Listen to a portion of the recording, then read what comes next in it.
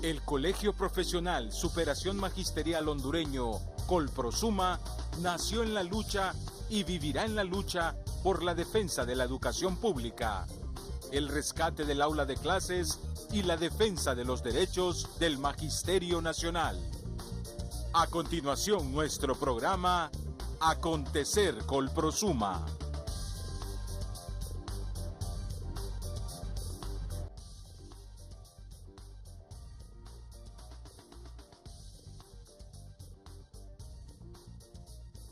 Imparable ola de violencia en el país.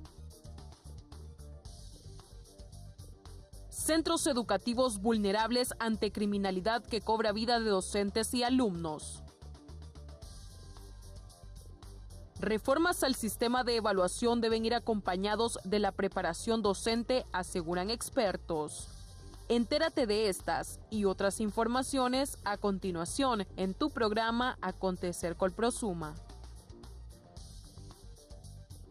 Hola, muy buenas noches a todos nuestros afiliados a nivel nacional. Es un placer saludarles esta noche. Estamos a 12 de abril del 2018, cuando hoy se cumplen 221 años de la llegada de los garífunas a Honduras. Esto fue en 1797. Como siempre, es un placer estar con ustedes. Les saluda Merari Rodríguez y esta noche con una agenda informativa muy cargada. Sabemos que se han suscitado diversos hechos durante los últimos días en nuestro gremio magisterial, lo cual lo hemos condenado de manera enérgica, y es que nuevamente en el centro básico Monseñor Jacobo Cáceres se registró un atentado contra una maestra cuando días anteriores en este mismo centro básico se había asesinado a un menor de 12 años, pero veremos los detalles de esta noticia a continuación.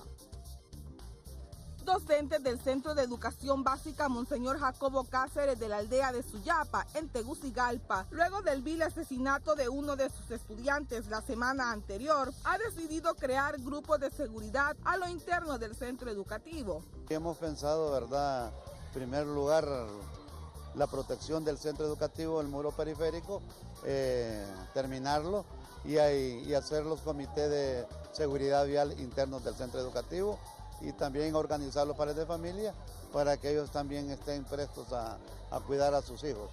Para este tipo de comités, el director del centro educativo ha manifestado que involucrará a los grandes para que les ayuden a brindar seguridad a los pequeños. Sería con los alumnos ya de séptimo y octavo grado, los más grandes, ¿verdad?, que puedan ellos proporcionarles seguridad a los niños menores y con debida capacitaciones. Para la creación de dichos comités, el profesor Wilson Sorto ha manifestado que se buscará ayuda externa en cuanto a la educación en seguridad.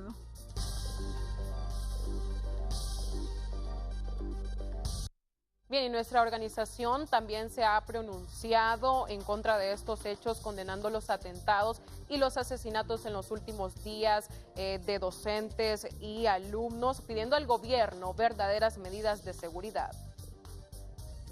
Nuestros compañeros en las aulas de clase están siendo asesinados, están siendo matados, están siendo perseguidos, están siendo hostigados por los delincuentes, y el Estado, bien, gracias.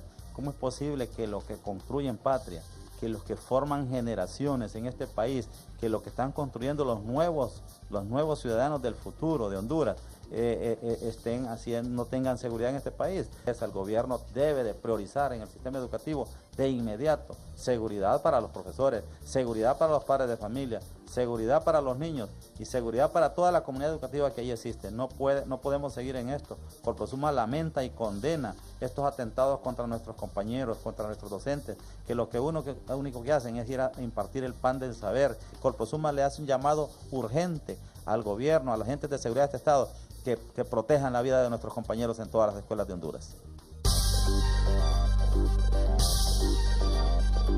A nivel nacional están laborando en un ambiente de zozobra, ya que estas personas ingresan a los centros educativos porque muchos de ellos o la mayoría no cuentan con personal de vigilancia que pueda garantizar la seguridad. Ya los padres de familia preocupados y también los mismos alumnos se toma o pues ya los maestros han dicho que en este centro educativo Jacobo Cáceres, donde ya se han suscitado 2 hechos en menos de 15 días, pues ya las autoridades están pidiendo verdaderas medidas de seguridad. Sabemos que habían militares y policías fuera de este centro educativo cuando sucedió el atentado contra esta maestra, pero también hemos escuchado que se está pidiendo una policía escolar especializada, pero según expertos, la creación de esta policía no es la mejor solución para resolver los problemas de seguridad en los centros educativos.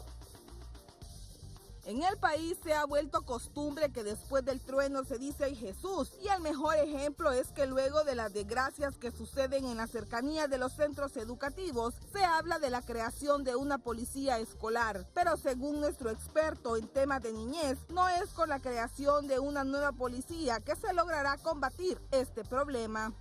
La escuela no es un lugar para tener una policía, la escuela es un lugar para transformar la mente de las personas.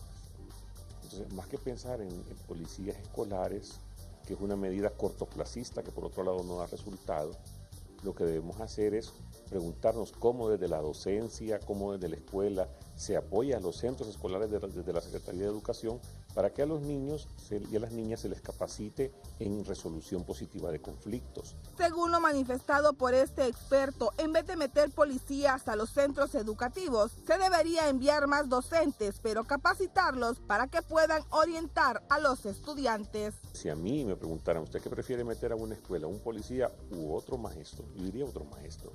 Un maestro y una maestra que estén capacitados de cómo enseñar a los niños a reconocer la violencia, las causas de la violencia, las causas que se dan en el hogar, que se dan en la comunidad y convertir la escuela en un laboratorio de sanación. Puede hacer mucho más un maestro en una escuela para prevenir violencia que un policía.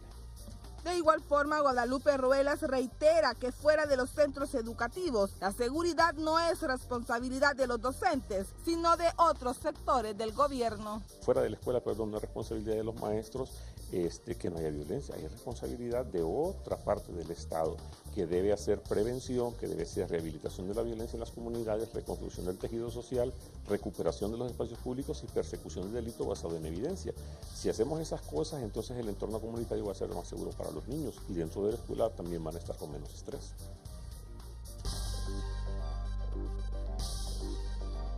Consultado a maestros y padres de familia si están de acuerdo con la creación de esta policía escolar. A continuación escucharemos lo que manifestaron. Para mí yo digo que no, ¿verdad? Porque si hablamos, ¿verdad? Se daría dentro del centro escolar, pero hablamos que la delincuencia también está afuera, ¿verdad? Entonces realmente que no. Imagínense, en las escuelas y colegios se ha dado bastante la inseguridad de los niños. Entonces yo como madre de familia estoy pendiente de la hora del niño que sale para venirlo a recoger. Igual cuando yo voy con ellos también tengo ese temor también por la inseguridad que hay en nuestro país. Una policía que haya sido preparada para estar dentro de un medio escolar, ¿va? No con las condiciones adecuadas para que pueda garantizar una seguridad para todo el personal, tanto estudiantes, maestros, padres de familia y toda la comunidad que está a nuestro alrededor. Este es un clamor popular, no de ahora, sino de tiempo, ¿verdad? Que se cree este tipo de policía, una policía especializada en el trato con escolares y esperar pues que haya una mayor cercanía con la población, con la comunidad y que realmente fuera permanente, porque el problema que tenemos con los miembros de la Policía Nacional es que a veces cuando se dan los problemas los tenemos por un tiempo, pero luego se retiran y volvemos a quedar en la misma. Entonces sería excelente que eso se pudiera implementar la policía escolar. Estas son las opiniones que han vertido padres de familia y docentes. También tenemos entendido que las autoridades de educación y de seguridad se han reunido este día esperando que se puedan crear verdaderas medidas de seguridad, porque no es posible que la criminalidad ya se encuentre instalada en nuestros centros educativos y que los niños, padres de familia y nuestros docentes estén tan vulnerables ante esta ola de violencia que está impactando al país. Y entre otras informaciones, durante esta semana se dio a conocer que habrán reformas al sistema de evaluación, pero expertos aseguran que éstas se deben hacer con el acompañamiento docente. Según se dio a conocer esta semana en los centros educativos del país, ya se implementa un nuevo sistema de evaluación para los estudiantes y que con esto queda cancelada la antigua forma de un 70-30. En el modelo anterior, indistintamente del nivel o del ciclo en el cual estaba el estudiante, llámese primer ciclo, segundo ciclo, tercer ciclo o décimo, onceavo, doceavo, o cualquier modalidad, indistintamente de qué modalidad, se evaluaban 40 puntos de tareas en el aula de clases, 30 puntos en un examen escrito y 30 puntos de tarea en el hogar. Ese es el famoso 40-30-30. Quedó demostrado con la investigación que la UPN hizo y que la Secretaría tomó muy bien que ese sistema no estaba funcionando y no funcionaba por una gran cantidad de razones. No solo era la falta de formación que tenían los profesores en el modelo que se estaba implementando aplicar. De acuerdo a lo que establece el nuevo sistema de evaluación, el estudiante hoy tendrá que esforzarse más por ganarse los puntos. Con esto, las autoridades de educación pretenden mejorar los niveles de rendimiento y aprendizaje en todos los niveles, especialmente en las materias básicas. Pero según nuestro entrevistado, el éxito de este o cualquier otro modelo de evaluación depende de la preparación que se le dé al docente del aula de clases. El esfuerzo que la Secretaría va a hacer tiene que ser complementado con muy buen acompañamiento y formación de los docentes. El acompañamiento en el aula, formación de cómo desarrollar, que ese puntaje, 25 puntos por ejemplo, que se van a desarrollar de tareas en el tercer ciclo, queden claramente establecidas qué tipo de tareas, cómo se van a desarrollar, cuál es la rúbrica de evaluación que se va a desarrollar. Yo insisto, los profesores son los actores principales de cualquier reforma. Si los profesores estamos y acompañamos, yo digo que el éxito está garantizado. Caso contrario, vamos a seguir dando golpes de ciego porque no sabemos para dónde ir. Y en los medios trascendió que los docentes aceptaban este nuevo sistema de evaluación.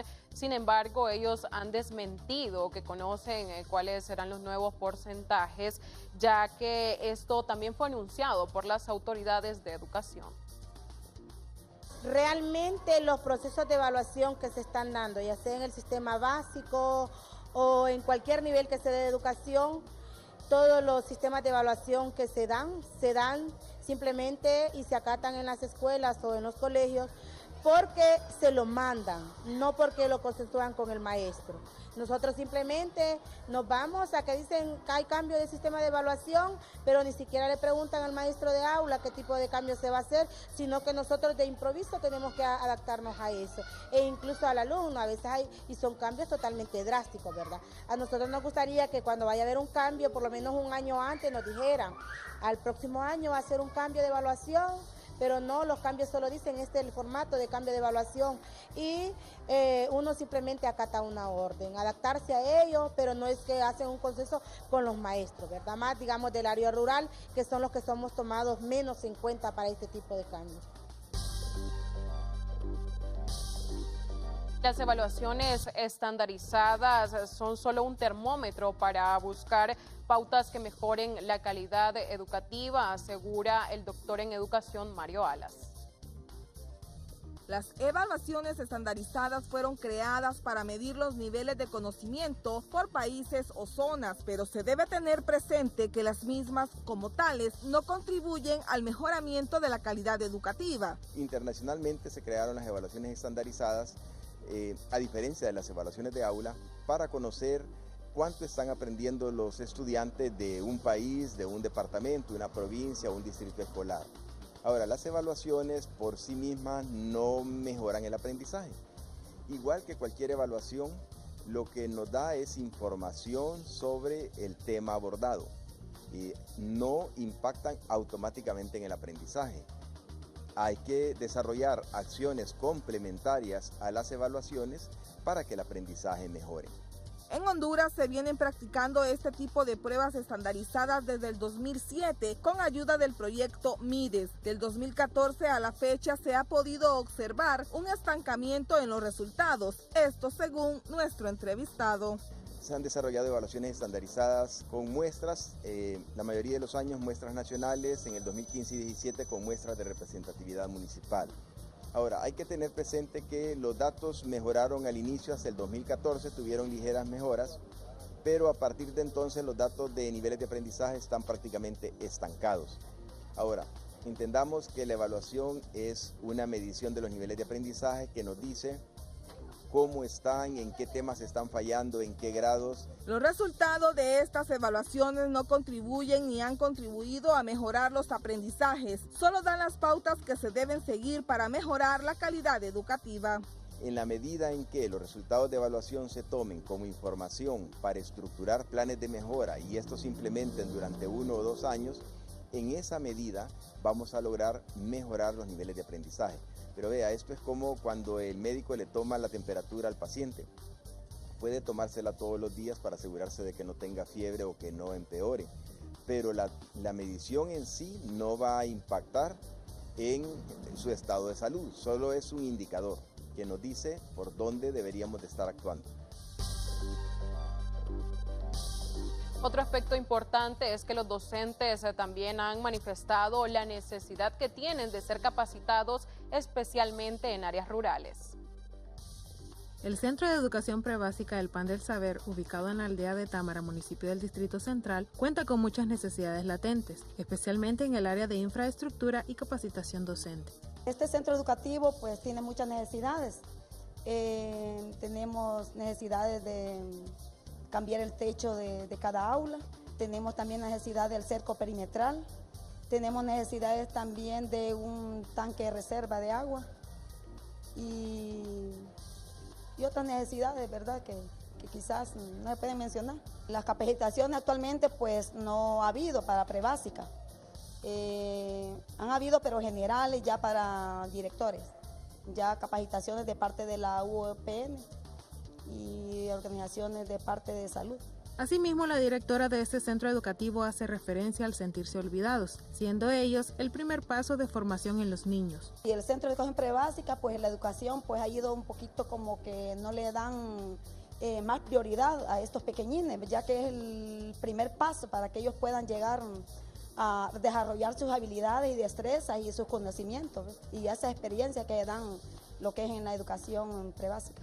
Por último, decimos que la necesidad más grande del kinder es que no cuentan con material pedagógico para poder impartir educación de calidad, siendo los padres y maestros los proveedores del mismo. Bien, y nos acompaña aquí el profesor Adonaldo Escoto. Él es un maestro jubilado que viene a dar un importante comunicado a todos nuestros compañeros jubilados sobre una asamblea que se realizará en el departamento de Francisco Morazán. Esto para las personas que luchan por la ley anterior de INPREMA. Entonces él dará un importante comunicado a todos nuestros compañeros jubilados. Profesor Adonaldo Escoto, le damos la bienvenida y el espacio para que usted pueda hacer este comunicado. Bien, muchas gracias. Buenas noches, licenciada. Primero déjeme agradecerle por este espacio que nos está ofreciendo el Colprosuma para convocar a nuestros compañeros. Mire, yo sí anhelo estar jubilado, todavía no estoy jubilado, ese es mi anhelo y ese es mi derecho, el cual me ha sido negado, ¿verdad?, lastimosamente. Pero en esta ocasión, precisamente por ese derecho estamos luchando y estamos convocando a nuestros compañeras y compañeros del departamento de Francisco Morazán. Y esta ocasión, el departamento del Paraíso, también los compañeros que fueron contratados con la ley anterior del departamento de Francisco Morazán y del departamento del Paraíso, que espontánea y libremente decidieron unirse a nosotros en esta lucha, en la próxima asamblea, que es el sábado próximo 14 de abril a las 10 de la mañana en el auditorio Colprosuma. Esperamos a todos los compañeros de estos dos departamentos, la asistencia masiva. Compañeras y compañeros, llenemos ese auditorio el próximo sábado 14 de abril, 10 de la mañana.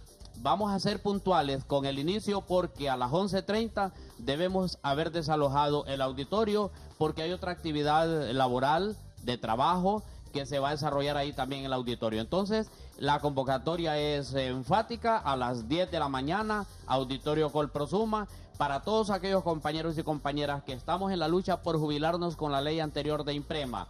Ese derecho que nos asiste constitucionalmente, porque cuando se da la nueva ley, compañeras y compañeros, licenciada, se violentan nuestros derechos constitucionales, ¿sí? Es ahí donde empieza el problema con el Estado de Derecho que se nos está perdiendo, ¿verdad? Entonces hagamos que estas autoridades recapaciten y nos devuelvan nuestros derechos. Estamos también, compañeras y compañeros, anunciándoles la presencia de diputados de las diferentes bancadas del Congreso Nacional para este sábado en el Auditorio Colprosuma. También tenemos un actuario con conocimiento de causa, un experto, para que nos diga el actuario cómo es que está realmente la situación de IMPREMA. No queremos la real situación de IMPREMA, no la que ellos se están pintando, ¿verdad? Porque sí hay una real situación de IMPREMA que debemos conocerla y nuestros diputados deben saber cuál es la real y objetiva situación de IMPREMA. Así que, compañeras y compañeros, todos convocados, invitados, tendremos también la presencia de nuestro apoderado legal que hará un enfoque jurídico de cómo se violentó nuestros derechos y la Constitución de la República. Entonces nadie nos va a devolver nuestros derechos si no hay lucha. Es ahora o nunca, hasta la victoria siempre. Muchas gracias. Bien, muchas gracias al profesor Donaldo Escoto con este importante comunicado por parte de nuestros jubilados. Y a continuación vamos a presentar el trabajo que se ha estado realizando en las diferentes seccionales de nuestro país, en la 167, cuando ya se han formado comités de trabajo para la actualización de datos. Así que hacemos un llamado a todos nuestros compañeros para que realicen esta actualización de datos en las diferentes seccionales. También ya pueden abocarse a nuestras regionales en San Pedro Sula, Ciguatepeque, Santa Rosa de Copán, La Ceiba, Choluteca, y aquí en Tegucigalpa. En pantalla ustedes están viendo las imágenes del trabajo que están realizando nuestros líderes a nivel nacional, una ardua labor que ellos han realizado al desplazarse a las diferentes comunidades, municipios, departamentos, a las diferentes zonas de nuestro país, y pues un trabajo muy efectivo por parte de todos nuestros líderes y lideresas Colprosuma. Así que felicitamos a todos nuestros compañeros y los invitamos para que continúen con esta actualización de datos. Los compañeros se desplazan a los diferentes centros educativos, pero usted también puede llegar hasta nuestras regionales. Bien, compañeros, y de esta manera yo presento nuestra opinión editorial, pero en breve nos encontramos en Panorama Gremial Educativo. Opinión editorial en Acontecer Colprosuma. Están matando la educación pública. El gobierno no solamente ha abandonado la educación pública, sino que también se hace de la vista gorda ante tanto crimen de docente, niños y jóvenes.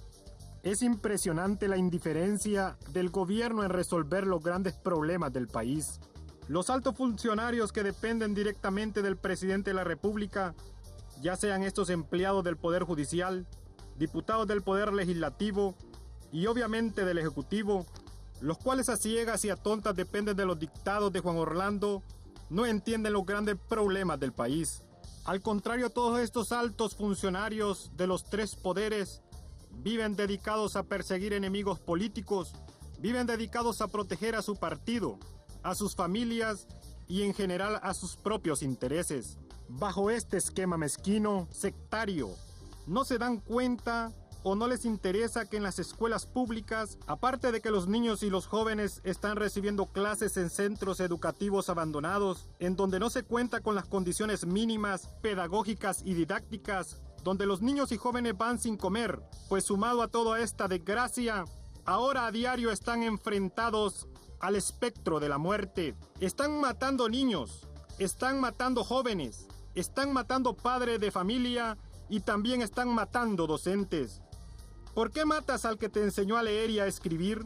¿Por qué matas al que te dio el pan del saber? Tú, criminal, que desde que llegaste el primer día de clases te enseñamos a leer y escribir, te enseñamos a ser libre y a defender tus derechos, a que tus hijos fueran ciudadanos honestos, a que fueran buenos profesionales para que en el futuro fueran ciudadanos dignos. Pero hoy, eres un ciudadano criminal, te convertiste en un delincuente, te olvidaste de todo lo que te enseñó tu maestro en el aula, te olvidaste cuando jugabas en la escuela, te olvidaste de tus compañeros de colegio y te convertiste en un delincuente. Y ahora matas al maestro que te enseñó a leer y a escribir. Ahora matas al maestro que le está enseñando a leer y a escribir a tu hijo. Matas al maestro porque le quiere enseñar a tu hijo a que tenga disciplina, a que tenga dignidad, a que estudie para que sea un ciudadano triunfador en la vida, para que tenga familia donde los valores morales, cristianos y de respeto a la ley sean siempre los que lo conduzcan en la vida. Pero por eso matas al profesor y a la profesora, porque tú, delincuente, no entiendes que cada vez que se le enseña a tu hijo o a tu hija a que tenga disciplina, a que estudie diariamente, todo esto lo hacen los docentes para que tus hijos no sean delincuentes como tú. El alto riesgo y sufrimiento a que están expuestos diariamente los docentes en los centros educativos ha llegado hasta los límites de la muerte. A las escuelas, igual que a las iglesias, los mareros les están cobrando impuestos de guerra. En los centros educativos, los mareros exigen impuestos de guerra. Además, persiguen a los docentes por el sencillo hecho de los que asisten a recibir el pan del saber obedezcan a las regulaciones disciplinarias y por esto, solo por esto, por querer enseñar disciplina a los niños y jóvenes, los mareros enardecidos, creyendo que cuidan a sus hijos e hijas, están matando a los docentes. Nunca en la historia a la policía y al ejército se le había dado tanto dinero para combatir la delincuencia, pero adversamente vemos que nunca como hoy ha habido tanta criminalidad y violencia. El gobierno y Juan Orlando a diario viven dando discursos, felicitando al ejército y a la policía por su excelente trabajo, cuando el pueblo en general sabe muy bien que hoy que tienen dinero de sobra, los resultados son los peores que hemos visto en la historia. Lo único que hacen es cuidar a los políticos y gobernantes. Matan abogados, matan ingenieros, campesinos, motoristas, queman buses, asaltan iglesias, cobran impuestos de guerra, robos de vehículo. El gobierno, el ejército y la policía no hacen nada. Los políticos de todos los partidos, por estar peleando por las canonjías del poder, no se dan cuenta de que el pueblo está muriendo en manos de los criminales. Los políticos, nuestros gobernantes, junto a militares y policías, no hacen nada para evitar que niños, jóvenes y maestros mueran en el camino a los centros educativos o dentro de los centros de educación. La desgracia de los centros educativos es tan grande que ni siquiera se puede contar con un guardia, ni mucho menos con un policía escolar. Exigimos que en las ciudades y en los barrios y colonias de alto riesgo permanezcan siempre policías para reducir el riesgo de que maestros y educandos puedan ser extorsionados o asesinados. El país hermano de Nicaragua es el país más seguro de América Latina. Allá los docentes, los niños y los jóvenes no tienen problemas de criminalidad o delincuencia en términos generales. No estamos hablando de un país europeo, norteamericano o asiático. Estamos hablando de un país vecino, donde sus ciudadanos podrán tener muchos problemas, pero no de inseguridad. Los padres mandan tranquilos a sus hijos a las escuelas y colegios, sin pensar que pueden ser asesinados o secuestrados o que puedan estar sometidos al pago del impuesto de guerra. Bueno sería que nuestros gobernantes, policías y militares imitaran el ejemplo de Nicaragua en materia de seguridad. No más luto en el magisterio hondureño. Alto a las muertes de docentes, de niños y jóvenes. En nuestras enseñanzas, la muerte no es un tema. Los maestros educamos para que los ciudadanos tengan moral, disciplina, para que en el futuro sean ciudadanos honestos que sirvan a la patria y a su familia. No más muertes de maestros. Defendamos la escuela pública. Rescatemos el aula de clases. Porque nos asiste la razón, persistimos en la lucha. Junta Central Ejecutiva del Colprosuma.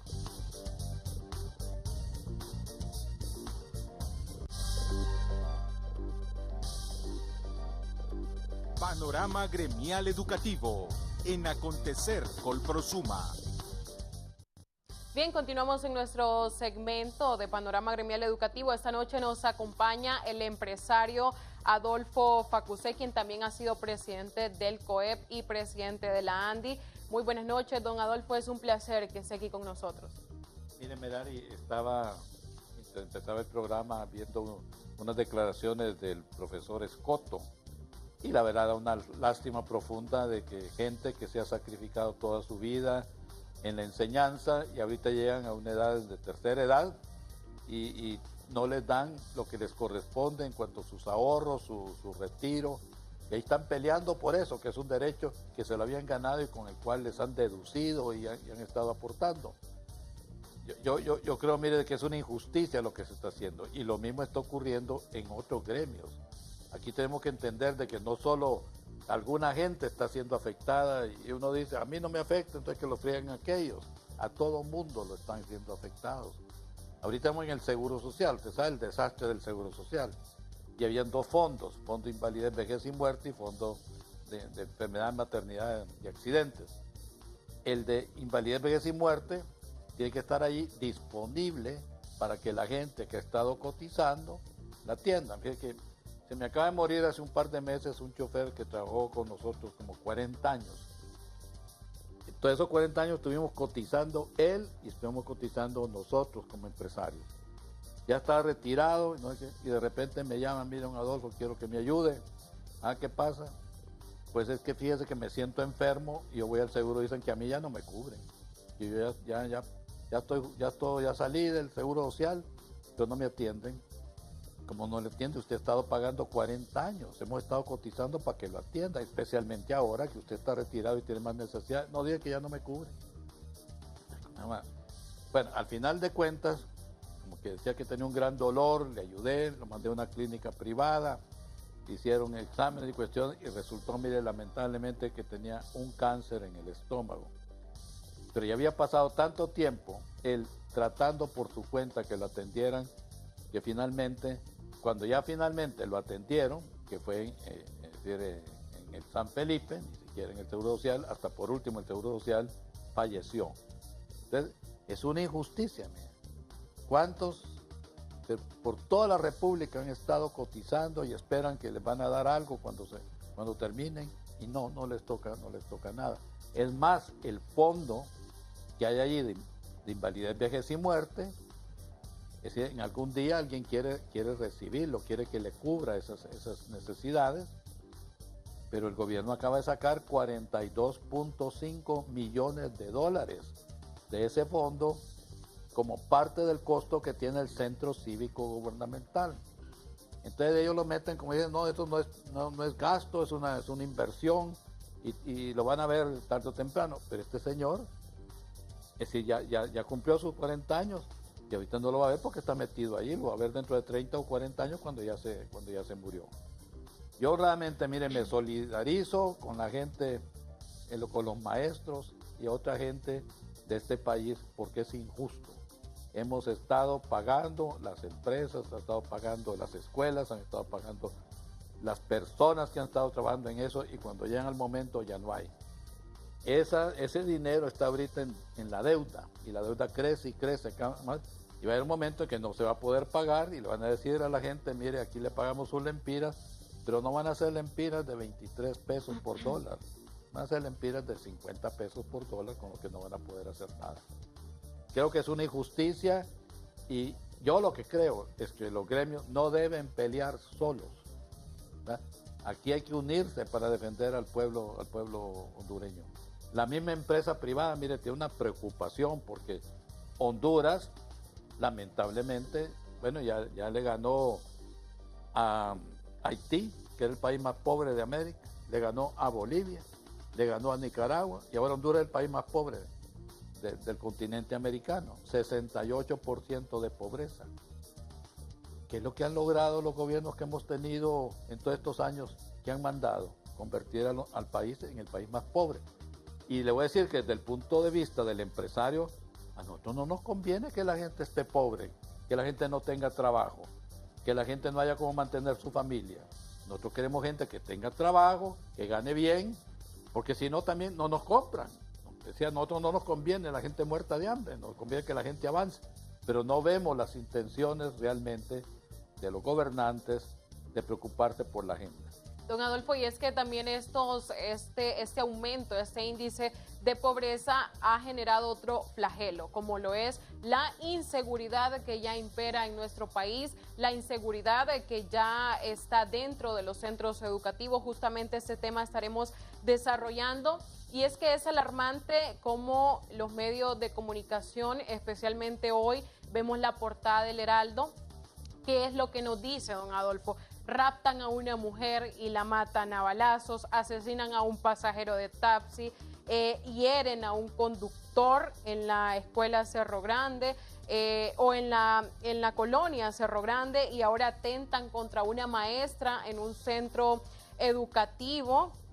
Sumándole a esto todos los índices de inseguridad que han venido aumentando. Don Adolfo, nunca en la historia a la policía y al ejército se le había dado tanto dinero para combatir la delincuencia, pero adversamente vemos que también nunca, como hoy, ha habido tanta criminalidad y violencia en el país. En el 2017 se cerró con una tasa de homicidio de 3.791. ¿A qué obedece tanta delincuencia en el país?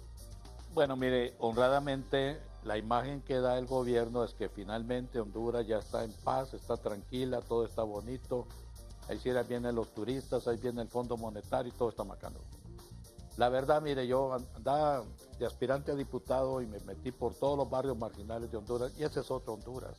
Ahí no hay nada, ahí no hay protección, ahí no hay policía. Si llega la policía es para repartirse con la gente que manda en el barrio.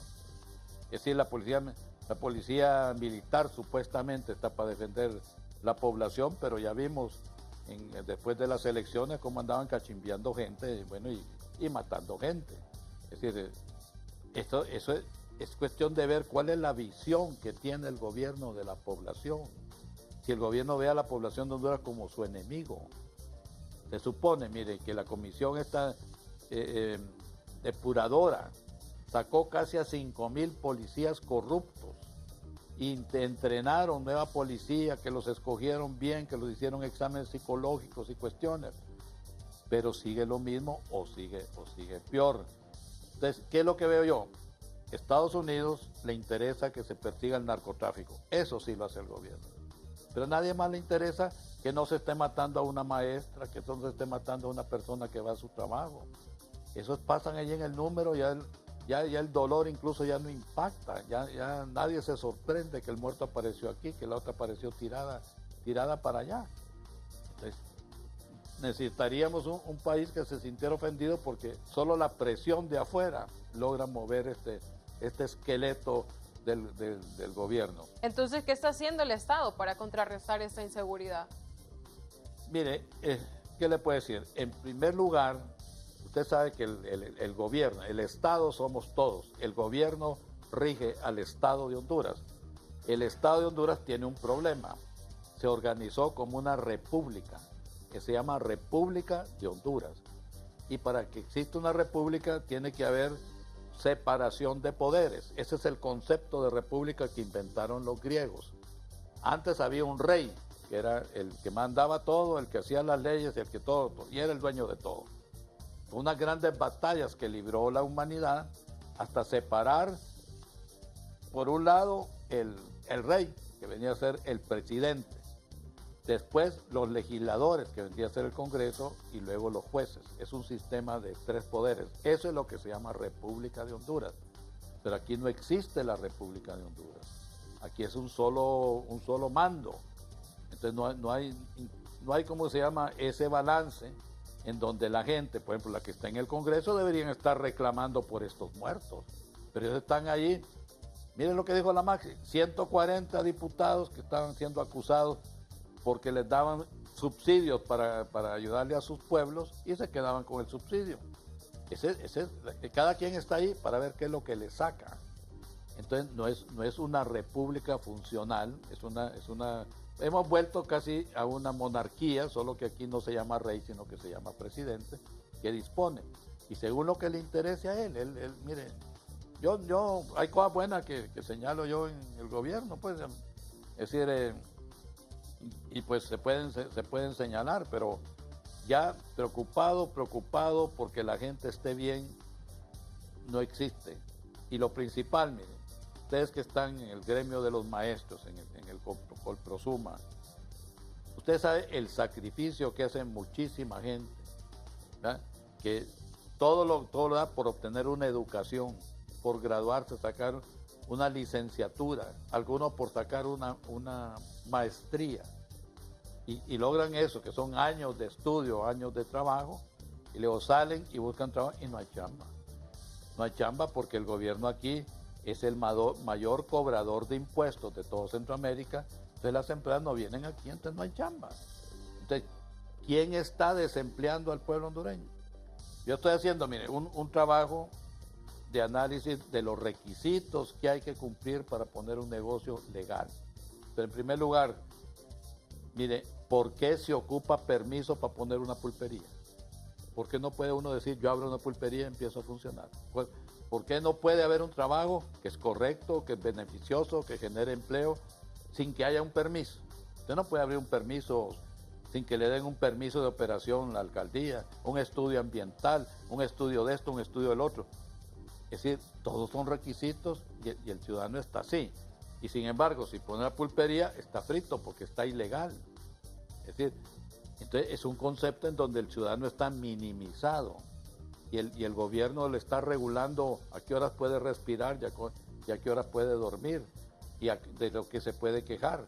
La gente no tiene la libertad para hacer el trabajo que quieren hacer. Don Adolfo, y sumándole a esto que tampoco puede poner esta pulpería o esta empresa porque también estamos siendo víctimas de la extorsión, aparte de que vemos que la policía, los militares, el gobierno no están haciendo nada para evitar la muerte de niños, jóvenes, pero también están matando periodistas, están matando ingenieros, campesinos, motoristas, están quemando buses en los diferentes departamentos del país, asaltan a las iglesias, ya a los centros educativos. Entonces, ¿sería responsable la clase política para que este país se encuentre en estas condiciones tan vulnerables, sin verdaderas medidas de seguridad y que le garanticen la protección y sin una verdadera seguridad jurídica? Mire, Merari, la verdad es que lo que estamos viviendo aquí se ha vivido toda la vida desde que los españoles conquistaron Honduras. Usted sabe que venía el español, no era la gente más preparada ni nada, ellos venían porque allá el primogénito recibía todo. Si usted era el hijo número 12 o número 14, como era Cortés, usted no le tocaba nada. Entonces salía usted a ver a lo que conseguía, venían acá y a lo que vinieron fue a robar el oro, a robar la plata, a robarse las maderas preciosas y a llevárselas a España. Entonces, es un modelo de explotación lo que hemos tenido acá y eso estuvo vigente 300 y pico de años. Con la independencia no hubo cambio porque ni siquiera hicimos nada por la independencia, nos dimos cuenta, nos avisáramos que ya éramos independientes y la autoridad colonial se preocupó porque el pueblo ya tenía rumores de que había independencia y dijeron, bueno, mejor declaramos, eso está en el acta de la independencia, mejor la declaramos la independencia nosotros, el gobierno colonial, a que la declare el pueblo. Entonces siguió mandando el gobierno colonial. Y cuando han habido intentos por modernizar este sistema, por quitarnos de encima la conquista, el robo, es decir, transparente de todos los recursos de este país, la esclavitud de la población de este país, pues le caen encima a la población. Si uno no se quita ese problema de encima y se da la libertad que se necesita en un país para poder hacer lo que uno puede hacer. Entonces uno va a la escuela, aprende, se capacita y prospera. Pero decir, mire, el otro día estaba cambiando un cheque en un banco y le pregunté al cajero, usted debe estar bien aquí, ¿verdad? Este banco muy bonito, muy grande. Ay, mire, las apariencias se engañan, don Adolfo. ¿Y por qué? ¿Usted no estudió? Le digo, ¿qué es lo que estudió? No, pues yo soy licenciado en administración de empresas, ¿verdad? 4 años. Le digo, ¿y cuánto gana? Salario mínimo. ¿Cómo se llama? No tiene sentido. Pero entonces, ¿sí es responsable la clase política de que el país se encuentre así? Es que la clase política está allí para ver qué le sacan. Mire, es que vean las noticias, así como los muertos. No salió el otro día que un expresidente de la Corte Suprema de Justicia y los miembros de la Judicatura, uno de los cuales ya está en la cárcel, cometieron 600 delitos. Presidente de Corte Suprema y jueces. 140 diputados que dijo la magia que le iba a hacer juicio, incluyendo al presidente del Congreso Nacional. Los señores del gobierno que saquearon el Seguro Social. Este es un sistema de saqueo y el papel de la gente es mantener a estos señores. El gobierno de Honduras es lo único que crece en este país. Cada año, si usted ve el presupuesto, sube 10 al 12% cada año. En 10 años el gobierno se duplica de tamaño, pero la economía solo crece 2%, 3%. O sea que cada día el gobierno va creciendo más y más y se va quedando con ese dinero de la gente, porque necesita aumentar más impuestos y todo para sostener la burocracia, más trámites, más problemas. Entonces esto nos lleva a otra pregunta, don Adolfo. Esto nos lleva a otra pregunta. Entonces explíquenos usted, nos está diciendo en otras palabras que en Honduras entonces no existe el Estado de Derecho. Bueno, como le digo, si fuera una república tendría 3 poderes independientes y que se respetan uno al otro, y eso no existe acá. Entonces se ha roto el Estado de Derecho. La Constitución de la República manda eso, pero no la acatan. Incluso se aprueban leyes, pero cuando ya salen del Congreso y publican en la Gaceta, dicen otra cosa. Es decir, en países que respetan la legalidad, eso no ocurre. Aquí pues les da lo mismo, hasta que hay una gran protesta de todo el mundo, entonces ya medio sacan una fe de ratas, no es de erratas, que es de errores, de ratas, ¿verdad? Y cambian las leyes incluso sin que la hayan aprobado la gente. Entonces eso no es un Estado de Derecho. Entonces si no somos una república, si no existe un Estado de Derecho, entonces podríamos decir que aquí hay dictadura. Bueno, más o menos el poder está concentrado en pocas manos, en una mano. Y mire, le voy a decir, a veces los dictadores tienen virtudes. En Grecia antigua, donde nació la democracia, en Atenas, es decir, cuando estaban en guerra, elegían un dictador para que manejara las cosas de la guerra, porque no había tiempo de estar consultando a todo el mundo. Pero nosotros no estamos en guerra con nadie.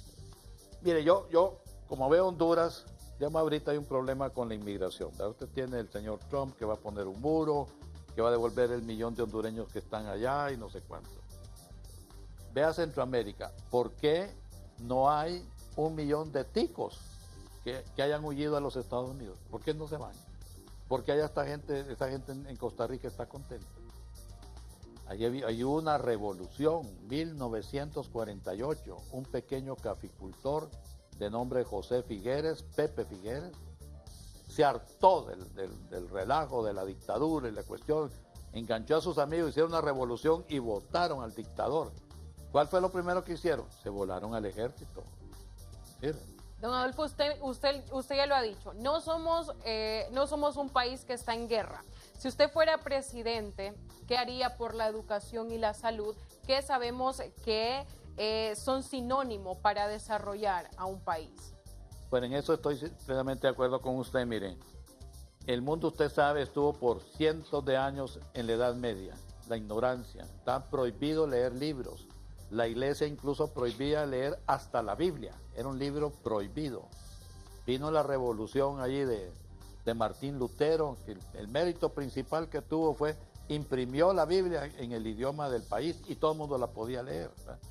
Vino las revoluciones que hubieron en el arte, en la ciencia, en cuestiones en Italia. Vinieron los grandes descubrimientos. Marco Polo, que le dio, mire, ya hay una civilización gigantesca en la China. Salieron de los reyes y Europa se convirtió en el foco de la civilización occidental. Pero eso no se comunicó aquí. En las colonias hacían lo que les roncaba la gana. Y eso hasta tiempos modernos, no solo aquí en Honduras, sino que en otros lados. Entonces, lo importante quiero yo decir es que hasta este momento tenemos una tendencia que cada quien ve solamente su problema, ¿verdad? Y el problema de los demás se le olvida.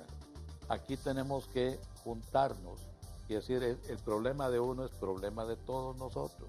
El que esté fregando al maestro, me está fregando al niño, me está fregando la educación, me está fregando el crecimiento de este país. Es decir, es una manera para que la gente se mantenga ignorante, que ese era el sistema medieval, ¿verdad? Y que no le da oportunidad a la gente más de ser sirviente. Hay que salir del hoyo, pero todos juntos. ¿Qué opina usted sobre este diálogo supuestamente vinculante de los políticos? ¿Esto entonces sí podría resolver esta crisis? Bueno, mire, ¿se acuerda del golpe de 2009? Después del golpe había una gran inquietud en el país y todo, y finalmente vino una comisión de la verdad y la reconciliación. Y estuvo haciendo enormes reuniones con toda la sociedad civil, viendo cuál era el problema, etcétera. Y la gente, sin tener ningún interés personal ni nada en nosotros, sino querían que Honduras saliera del hoyo. Y finalmente publicaron unos libros diciendo para que no se vuelvan a repetir estos hechos. E hicieron 64 recomendaciones que tenía que hacer el país. No se siguió ni una sola recomendación. Este diálogo, si llega a incluir lo que se discutió y acordó por toda la ciudadanía hondureña cuando estuvo esa comisión de la verdad y la reconciliación, ya está. No tendrían que estar platicando meses y meses y que se enredan y uno va y después se retira, otro va, que no sé qué. Si esto ya se sabe. Una de las recomendaciones, por ejemplo, es que el Tribunal Supremo Electoral no debía estar integrado por representantes de los partidos políticos. Un tribunal está integrado por jueces que tenían que estar lo más apartado posible de la política. Pero no hicimos caso, entonces el Tribunal Supremo Electoral, formado por partidos políticos, ya ve el desastre que nos dejaron. Con solo una recomendación. Entonces, yo no creo que este grupo de gente que está dialogando va a lograr llegar a las conclusiones que llegó esa comisión en consulta con todo el pueblo hondureño y que los políticos no han querido implementar, porque toda esa cosa ellos dicen que les afecta. Si usted hace a los políticos responsables por lo que hacen, por los desastres, por los crímenes que cometen, si el pisto se lo reparten, ellos no quieren que eso se componga. Entonces este diálogo podría quedar como un show político, ya que según lo que usted nos ha manifestado, pues no vendría a resolver los problemas políticos que se generan en el país. Yo, como usted me preguntó qué haría yo, pues yo si tuviera algo que decir, diría apliquemos las 64 recomendaciones de la comisión. No hablemos tanto. Tal vez habría que agregarle, por ejemplo, que a la Maxi habría que darle más fuerza. ¿De qué es? Porque la Maxi no existía en ese tiempo. Y a la Maxi más fuerza para meter a los en Chirona, a los ladrones y corruptos de este país. Pero la recomendación es decir, ya no perdamos el tiempo, que discute y no vamos a quedar en nada. Ojalá resulte, pues. Pero veo muy pocas probabilidades de que resulte y que luego lo tenga que aprobar el Congreso y que salga de ahí lo que es la voluntad del pueblo. Don Adolfo, llegamos finalmente a lo que es el abandono de la escuela pública luego de haber hecho todo este análisis político y qué pasa con los gobernantes, cómo vamos a hablar de calidad educativa. Ya está el ejemplo del presidente de Costa Rica cuando él ha manifestado pues su interés por mejorar la educación de su país, pero ¿qué pasa en Honduras cuando el 90% de los centros educativos se encuentran destruidos? No existen aulas tecnológicas ni existirán, como lo manifiestan las autoridades de educación y el gobierno. No hay personal de vigilancia, menos de aseo. Están colapsados totalmente los centros educativos del país. Entonces, ¿a qué obedece que el gobierno abandone la educación pública y le apueste a las armas y a los militares?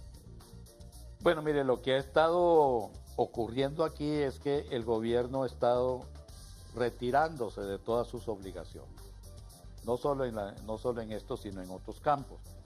Agarre Puerto Cortés, que era el mejor puerto de Honduras y de Centroamérica, era puerto para Nicaragua, para El Salvador y para Honduras. Lo manejó el gobierno hasta que lo quebró. Hoy ya no es de nosotros, ahora es una compañía filipina.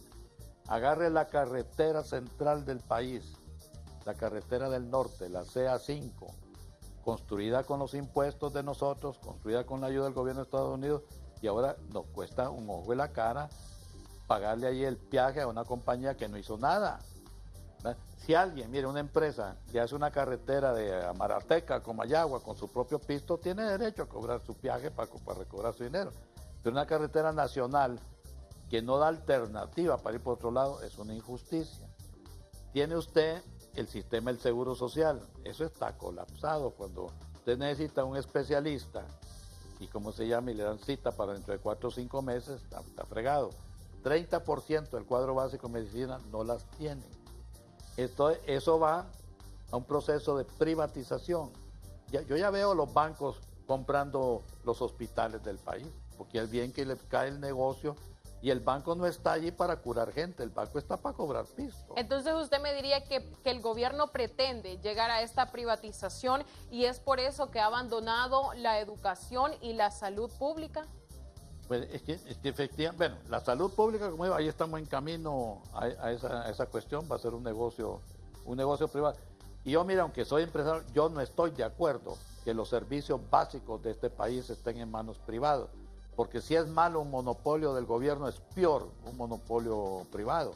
Al gobierno le podemos reclamar, podemos elegir a otros, pero el privado es dueño. Ahí están los del peaje, aumentaron porque aumentaron. Más bien, no sé qué privilegio tienen, porque los daños que sufrieron en las casetas de peaje en protesta, el gobierno se los pagó 12 millones de dólares. Es decir, no hay empresa privada que tenga ese beneficio de que si fracasa, se lo va a cubrir el gobierno. Entonces, ¿y por qué no invertir mejor estos millones en la educación, en los centros educativos? Es que estamos volviendo, mire, al régimen del rey, al régimen del conquistador, que no le interesaba que la gente supiera qué es lo que está pasando. Porque si la gente sabe lo que está pasando, sabe que le están robando, saben que le están frustrando su futuro y el de sus hijos. Y los problemas salen porque antes había escapatoria. La gente se iba, huía de Honduras. Y esa escapatoria se está cerrando. La gente cada día encuentra más difícil ir. Y si le meten el muro y nos regresan 1 millón de personas, quebramos.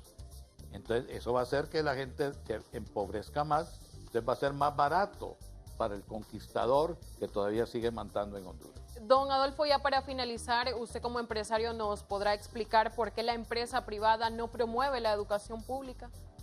Fíjate que no es así, pero no es la función nuestra. Pero yo, por ejemplo, hoy a mediodía tuvimos unos actos para celebrar la Fundación Covelo, de la que yo soy presidente, que facilita créditos a micro y pequeños empresarios para ayudarlos a subir.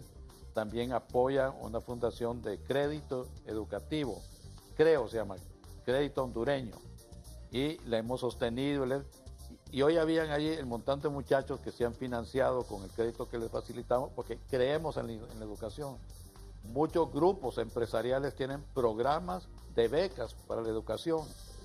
Yo, miren, es decir, promuevo, yo soy cónsul honorario de Turquía, promuevo allá, ¿cómo pueden ir 2.000, 3.000 estudiantes con becas sin pagar absolutamente nada? Un nieto mío está estudiando en Brasil sin pagar nada. El gasto que tiene tal vez el transporte y cuestiones si les ayudamos. Nosotros creemos en la educación. Una fábrica no se puede manejar con gente ignorante, usted necesita gente preparada.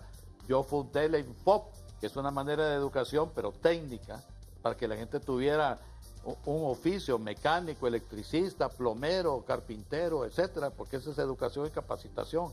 Es como la gente sale del hoyo. Pero como le digo, el modelo de conquista consiste en que usted se roba lo que hay y entre más ignorante está la gente, mejor para ellos.